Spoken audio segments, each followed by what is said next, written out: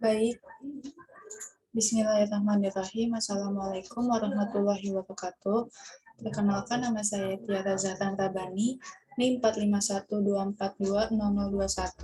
Pada kali ini, saya akan mempresentasikan mengenai laporan praktikum kedua, yaitu mengenai penentuan titik sampel, metode, dan juga frekuensi pengambilan sampel air.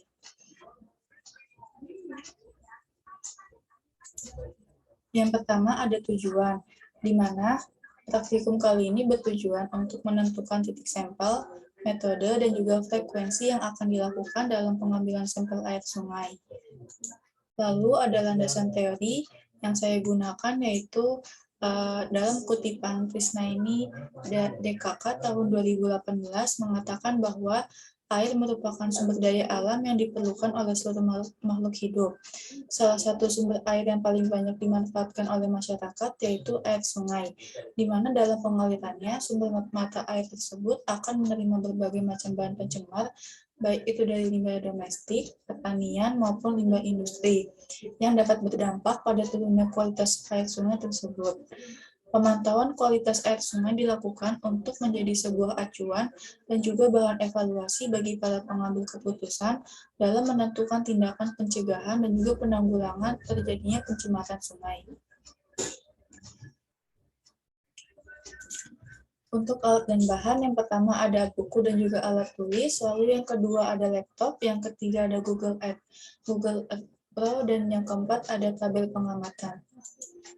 Langkah kerja yang dilakukan yaitu yang pertama dengan menyiapkan alat dan bahan yang diperlukan, lalu menentukan jumlah sampel yang akan diambil, menentukan batasan hulu dan juga hilir sungai, mengukur panjang hulu sampai hilir, lalu menentukan segmen sungai, lalu mengambil titik yang mewakili setiap segmen, lalu membuat tabel pengamatan, kemudian melakukan analisis data, dan yang terakhir yaitu menyusun laporan secara sistematis. Untuk tabel pengamatan yang diperoleh dapat dilihat pada slide. Yang pertama ada kode sampel yang terdiri dari 3 titik, yaitu titik 1, titik 2, dan juga titik 3, yang berlokasi di mana titik 1 ini berlokasi di hilir dengan koordinat sumbu X yaitu 5 derajat, 56, 24,40 selatan, dan juga di koordinat Y yaitu 107 derajat, 0, 49,97. Lalu untuk titik 2 itu lokasinya di tengah dengan titik koordinatnya 5, 59, 4,45 bintang selatan. Lalu di koordinat Y yaitu 107 derajat 2, 38,37. Lalu untuk titik 3 yaitu lokasi di hulu dengan sumbu koordinat X yaitu 6 derajat 139,28 bintang selatan, dan sumbu Y yaitu 107, 533,96. Untuk hasil dan pembahasan dari praktikum ini diperoleh yaitu penentuan lokasi dan juga titik sampel pengambilan sampel air dilakukan menggunakan sampel survei method. Nah, di mana dalam penentuan lokasi dan juga titik terdapat beberapa pertimbangan. Yang pertama yaitu pertimbangan mengenai penggunaan data, lalu yang kedua pertimbangan mengenai pemanfaatan sumber air, lalu yang ketiga mengenai pertimbangan sarana dan juga prasarana dalam pengambilan sampel air, lalu yang keempat yaitu menyangkut tentang kemudahan akses, biaya, dan juga waktu penelitian.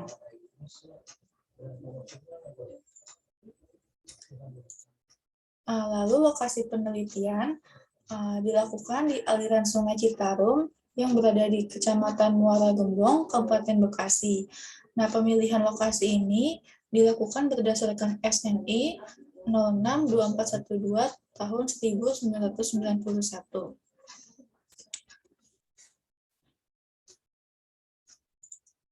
Di sini terdapat gambar batas-batas segmen, di mana ada segmen 1, ada segmen 2, dan juga ada segmen 3. Dari total keseluruhan panjang aliran sungai yang diamati, yang akan diteliti itu sepanjang kurang lebih 22 km, dengan jarak antar segmennya itu 7,33 km. Lalu untuk yang pertama ada bagian hilir, di mana bagian hilir ini berada di Jalan Mayor Oking, tepatnya di dekat belakang Musola Adin, dekat dengan Muara Pantai Bahagia, Kecamatan Muara Gembong, Kabupaten Bekasi, Jawa Barat. Dapat dilihat pada gambar yang tertera di samping, ini merupakan titik pengambilan sampel di bagian hilir, di mana pengambilan sampel ini didasari pada SNI nomor 6/2412 tahun 1991 tentang metode pengambilan contoh kualitas air, yaitu ditentukan pada 3 tempat. Yang pertama ini di bagian hilir, yaitu kualitas air sebelum adanya pengaruh kegiatan manusia. Maksudnya di bagian hilir ini yaitu merupakan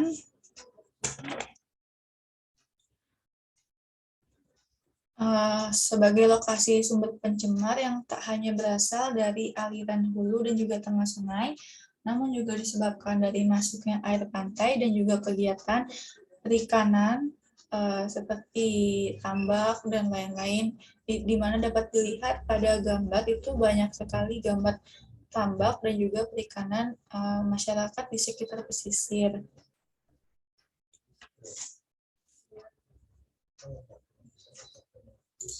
Lalu yang kedua ini bagian tengah, di mana bagian tengah ini berada di Jalan Jembatan Jokowi dekat dengan kantor Kecamatan Muara Gembong, Kabupaten Bekasi.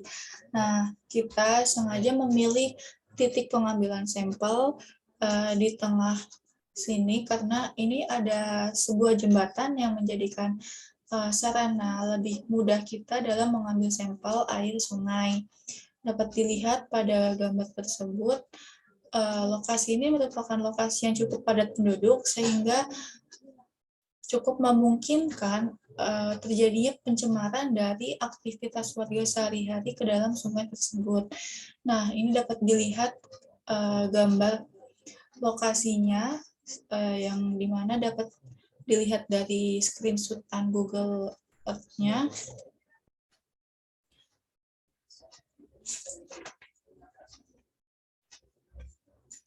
Lalu yang ketiga ini yaitu bagian hulu, berada di Jalan Jaya Sakti, Desa Jaya Sakti, Kecamatan Muara Gembong, Kabupaten Bekasi.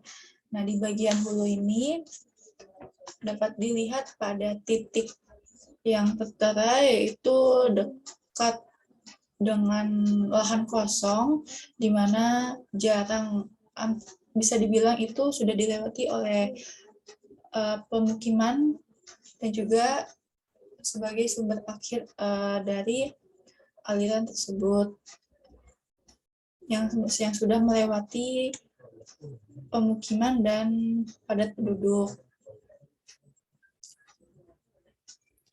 Nah, tujuan pengambilan sampel di hulu ini untuk mengetahui kualitas air sebelum adanya pengaruh kegiatan manusia, atau juga disebut dengan baseline station, yang berada pada lokasi dengan hunian masyarakat yang masih sedikit dan juga didominasi oleh vegetasi hijau, sehingga dapat dikatakan aliran tersebut masih kategori sebagai sumber air alamiah meskipun tidak langsung dari hulu gunung. Setidaknya kualitas air tersebut masih rendah dari beban pencemaran. Dapat dilihat ini gambar lokasinya dari screenshotan. Lalu penentuan metode pengambilan sampel dilakukan secara manual dan juga sederhana menggunakan botol dan bantuan berupa tali. Alasan memilih metode ini karena lebih mudah dan juga dapat menyesuaikan dengan waktu serta alat dan bahan yang dibutuhkan sesuai dengan keperluannya. Akan tetapi, dalam pengambilan sampel secara manual ini, keterampilan praktikan itu sangat mempengaruhi tingkat keberhasilan dalam mengambil sampel. Karena di mana apabila kita melakukan pengambilan tersebut secara berulang, maka dapat menyebabkan perbedaan perlakuan yang bisa mempengaruhi hasil dari pemeriksaan kualitas air. Lalu selanjutnya itu penentuan frekuensi pengambilan sampel, di mana dilakukan berdasarkan SNI nomor 62412 tahun 1991.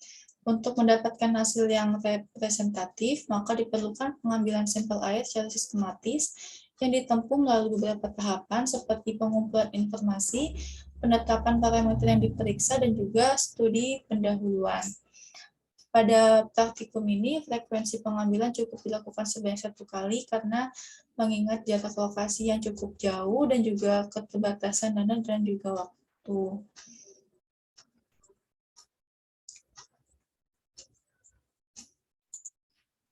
Lalu yang terakhir di sini ada penutup, di mana terdapat kesimpulan pengambilan sampel air itu harus representatif yang dapat di mana sampel air itu diperoleh di lapangan harus sama komposisi dan juga karakteristiknya dengan yang diteliti di laboratorium agar nantinya itu dapat menghasilkan data yang akurat dan juga sesuai dengan keadaan sungai yang sebenarnya.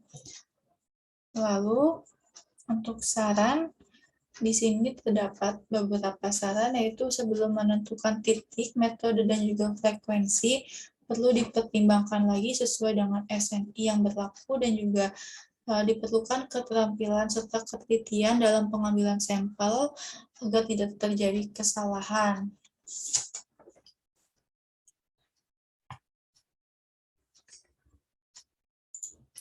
Nah, mungkin cukup sekian presentasi yang dapat saya sampaikan. Kurang lebihnya saya ucapkan mohon maaf. Terima kasih atas perhatiannya. Wabillahi taufiq wal hidayah. Wassalamualaikum warahmatullahi wabarakatuh.